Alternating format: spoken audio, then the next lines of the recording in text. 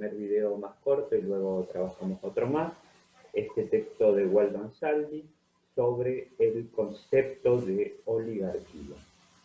¿Sí? Él hace una propuesta de cómo conceptualizar la utilización de la categoría oligarquía en términos de una forma de dominación política que se expresa en una región del mundo particular, un territorio particular y en un periodo particular. ¿Sí? O sea, ahí hay una primera cuestión muy importante para que ustedes tengan en cuenta la aplicación de cualquier concepto teórico en términos sociales, tanto para la politología como para la historia o para la sociología, que es que los conceptos no son aplicados de modo abstracto, sino que tienen que ser aplicados en términos concretos, ¿sí? Tienen que ser aplicados en términos de una territorialidad específica y de una temporalidad específica. Ansaldi es muy claro hacia el inicio del artículo en que entonces en la utilización que va a hacer del concepto oligarquía para tratar de definir una forma de ejercicio de la dominación política de clase, no es un concepto abstracto, sino un concepto concreto que define una serie de características acerca de cómo se organizaba esa dominación política de una clase en un territorio específico del mundo, que es América Latina, y en una temporalidad específica que va desde 1880 hasta 1930-1940. Entonces ahí aparecen dos rasgos fundamentales, ¿no? El primero, dos rasgos fundamentales que van a expresar la persistencia, la larga persistencia de los modos de dominación oligárquicos en la estructura social, política y cultural de América Latina. Esto no quiere decir que siempre hay oligarquía, ¿sí? La oligarquía, en términos generales, en América Latina se corta en 1930 a 1940 como forma de dominación política. En Argentina un poco antes, en 1916, porque es una sociedad que se complejiza antes, que comienza un desarrollo industrial y urbano antes, donde comienzan también a conformarse nuevos sectores de burguesía que disputan el poder con ese sector de la burguesía que se había apropiado del poder político a través de esta forma de dominación política de clase que era la oligarquía, y también habían surgido nuevos sectores subalternos, especialmente la clase obrera, que también disputaban el poder político, aunque sea una porción del poder político, y especialmente disputaban, exigían tener posibilidad de participar, al menos en forma subordinada, en el manejo de la cosa política, algo que la oligarquía no permitía de raíz. Entonces decía, dos rasgos fundamentales. El primero es la cantidad de años que dura. Son casi 50 años, 60 años para algunos países. Fíjense, es realmente un periodo extensísimo.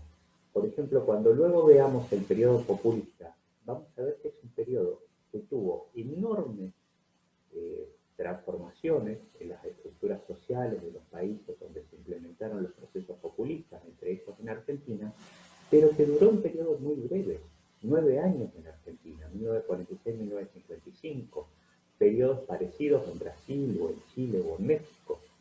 Sin embargo, la oligarquía duró 50 años, 36 para Argentina, si ponemos el límite en 1916. Entonces,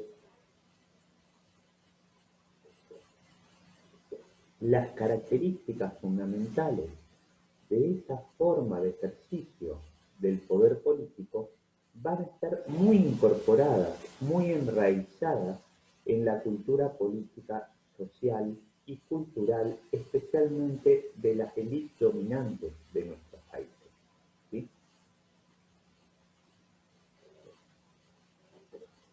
Y el otro rasgo que explica por qué las conductas propias de la forma de dominación político-oligárquica se mantienen quizás hasta el presente en mucha de la élite dominante latinoamericana, tiene que ver con que este periodo, además de ser muy extenso, fue el periodo formativo de formación definitiva, donde terminan de tomar todas sus características los estados nacionales en América Latina. ¿Sí?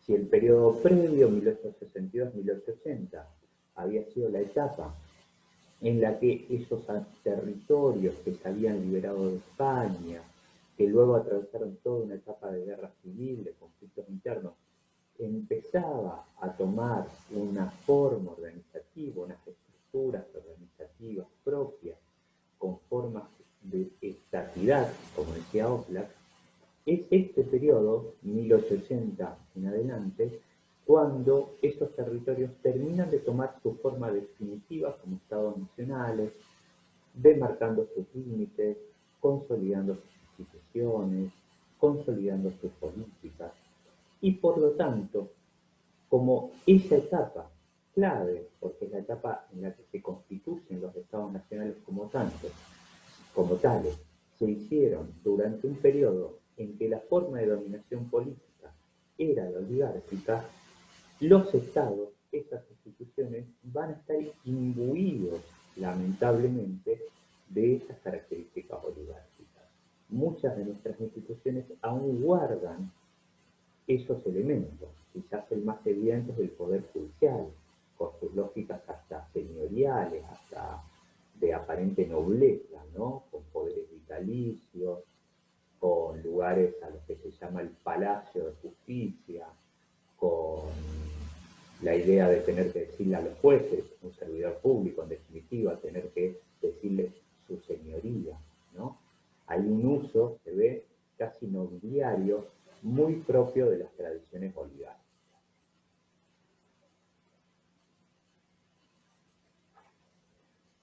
Repito, esto no quiere decir que hoy haya oligarquía, para nosotros al menos, para el uso que vamos a proponer del concepto de oligarquía. Quiere decir sí que tal vez podemos decir que hoy todavía existen prácticas, resabios, elementos socioculturales propios de esa forma de dominación política que fue clave en la etapa formativa del Estado Nacional Argentino. Y que justamente diríamos, por lo menos desde mi perspectiva, supongo también desde las de ustedes, que todavía es una cuenta pendiente de las democracias latinoamericanas terminar de desmontar totalmente esos resabios de las formas de dominación política.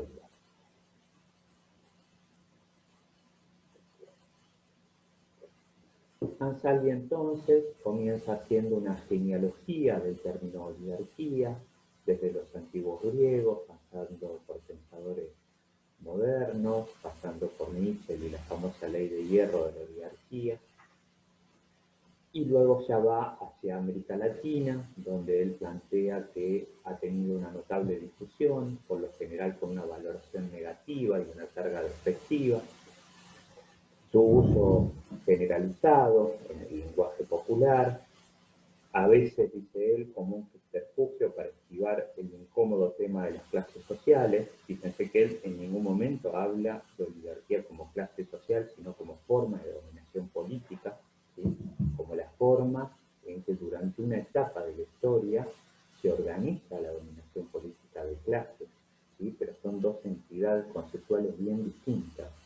Clase hace a estructura económica, a posición y función en el proceso productivo, oligarquía hacia la forma en que una clase o una extracción de clase organiza su dominación política sobre el resto, ¿sí? Ténganlo bien clarito en la cabeza, ¿sí? Y otras veces, dice él, el término designa explícitamente una clase social, por lo general terrateniente, aunque también puede ser de propietarios mineros. Esto es lo que él va a estar discutiendo, él se va a enfrentar con esa definición, ¿sí? Tercero, una alianza de clases de extracciones, o incluso es posible encontrar autores en los cuales se designa, con el término oligarquía, una confusa combinación de clase y de forma de dominación por parte de un sector social reducido. De esta forma, se suele hablar de una oligarquía opuesta a la burguesía, o aliada a esta, pero, pero sobre todo aliada al imperialismo, o viendo un Estado oligárquico como forma diferente y previa de Estado burgués o capitalista. Él no va a estar de acuerdo con ninguna de estas definiciones. ¿Sí? También están quienes hablan de democracia oligárquica, cuestión que también él va a discutir fuertemente, porque justamente para su concepción, oligarquía es opuesto a democracia, como formas de dominación política de clase. De hecho, en 1916 en Argentina marca este quiebre entre una forma de dominación política oligárquica y una forma de dominación política que avanza al menos hacia formas democráticas. Digo que avanza al menos porque ya lo veremos, aún la democracia de Irigoyen, que comienza con los gobiernos radicales, es una democracia todavía sumamente restringida y donde votan muy poco.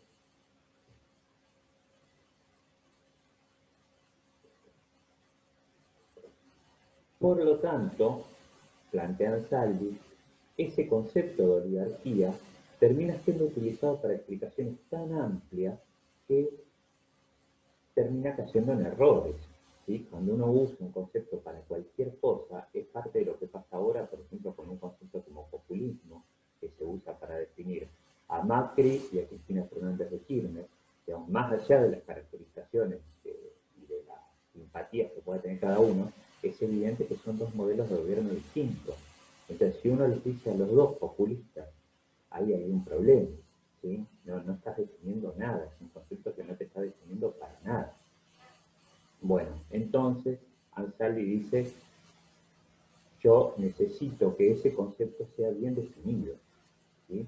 Para justamente poder aplicarlo y que me sirva, que justamente me defina lo que estoy tratando de comprender a partir de decir esto es un gobierno oligárquico o luego, cuando veamos los populismos, esto es un gobierno populista. En definitiva, ¿cuáles son las características?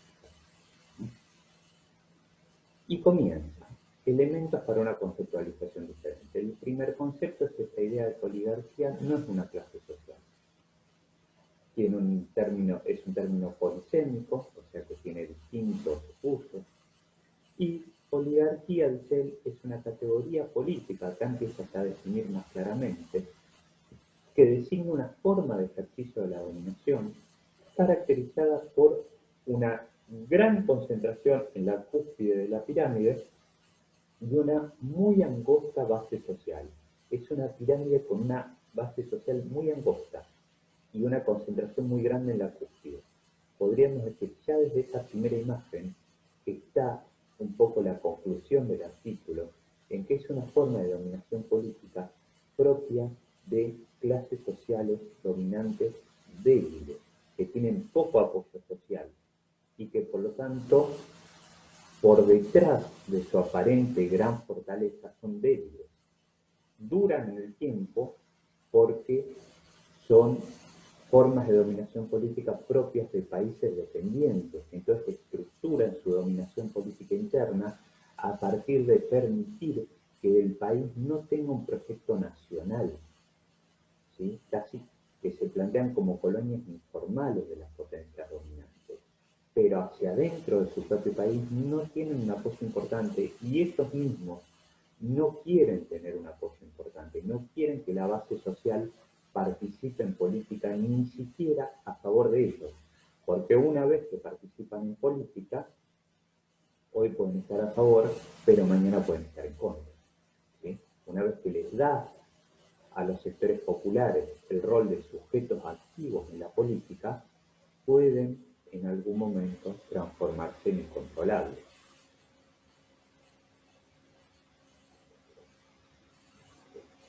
O sea, dice Ansaldi, la oligarquía busca excluir a la mayoría de la sociedad de los mecanismos de decisión política.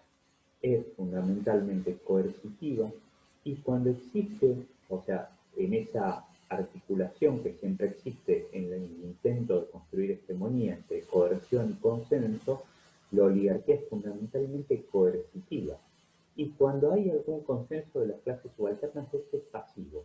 O sea, no es activo, no es un consenso activo, no es un apoyo que se manifiesta en movilizaciones, en un acompañamiento. El consenso que puede llegar a tener la oligarquía es totalmente pasivo. ¿Qué expresa eso? Expresa que los sujetos populares todavía no se autorreconocen como sujetos que pueden tener participación en política. ¿Cuál es el tipo de consenso pasivo propio de la oligarquía? El de un peón que reconoce que el único que puede decidir sobre la hacienda, sobre la estancia, es el dueño. ¿Sí? El de un peón que dice, yo no puedo opinar, opina el jefe. Esa es la imagen, digamos, de la oligarquía dominando al pueblo. La dominación oligárquica puede ser ejercida por clases, fracciones o grupos sociales, incluyendo redes familiares, terratenientes no capitalistas, terratenientes capitalistas y demás. Siendo una forma de organización y ejercicio de la dominación y no una clase, oligarquía define un tipo de régimen o de Estado, el régimen o Estado oligárquico, al cual no se opone el régimen o Estado burgués o capitalista, sino el democrático. Acá está lo que decía antes, ¿no? Lo opuesto a oligarquía no es burguesía, sino democracia. Dicho de otro modo, la forma contradictoria de la oligarquía como dominación política es la democracia. La dominación oligárquica se construye a partir de la hacienda, la estancia en Argentina, que es la matriz de las sociedades latinoamericanas en esta etapa. Una etapa ordenada, 1800-1930, en torno a un modelo primario exportador, agroexportador para Argentina, primario exportador para otras regiones de América Latina que eran fundamentalmente mineras, Chile, Perú, Ecuador. Bueno, Ecuador no sé si tanto, depende de la etapa. En alguna época es agroexportador, en otra época primario exportador. La institución familiar constituye el locus, el centro del poder de gestación de las alianzas notables, que luego se transfieren a otras instituciones semipúblicas o prolongación pública de los espacios privados. ¿Qué quiere decir esto? Que no hay partidos políticos, o que los partidos políticos en realidad, por ejemplo el Partido Autonomista Nacional, que se constituye en Argentina, es más bien un grupo de notables, no es un partido político moderno. Y las decisiones de ese partido político barra grupo de notables no se toman en instancias públicas, se toman en instancias de características privadas. Es famoso en Argentina la importancia del Jockey Club como ámbito de decisión, por ejemplo, donde se tomaba la decisión sobre quién iba a ser el próximo presidente, ¿sí? Y casi con lógicas familiares, con lógicas de élite interna, ¿sí? Hay una famosa anécdota, miren, la cuento brevemente porque ejemplifica un poco esto, donde se estaba discutiendo quién podía ser el próximo presidente, entre un grupo muy reducido, obviamente. Había fraude, las elecciones eran solo una puesta en escena, donde en todo caso se disputaba quién tenía más poder militar para imponer el fraude sobre las distintas mesas. Y había un sector, el sector más renovador dentro de la oligarquía, que proponía a Roque Sáenz Peña como próximo presidente. Estoy hablando del año, esperen que me fijo bien para no equivocarme,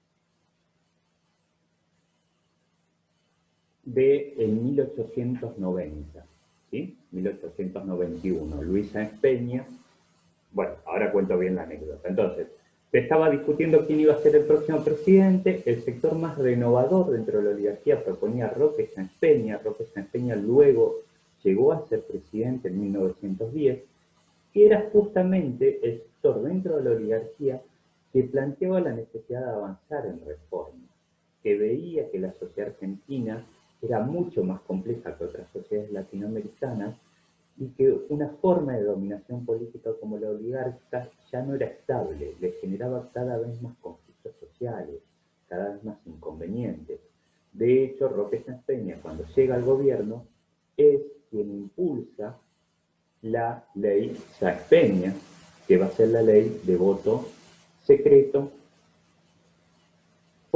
La ley se llama de voto secreto, universal y obligatorio. En realidad, el único gran cambio es el de voto secreto, ¿sí? Y es el gran cambio que permite que por lo menos haya cierto margen de democracia, que no haya un fraude total como existía antes.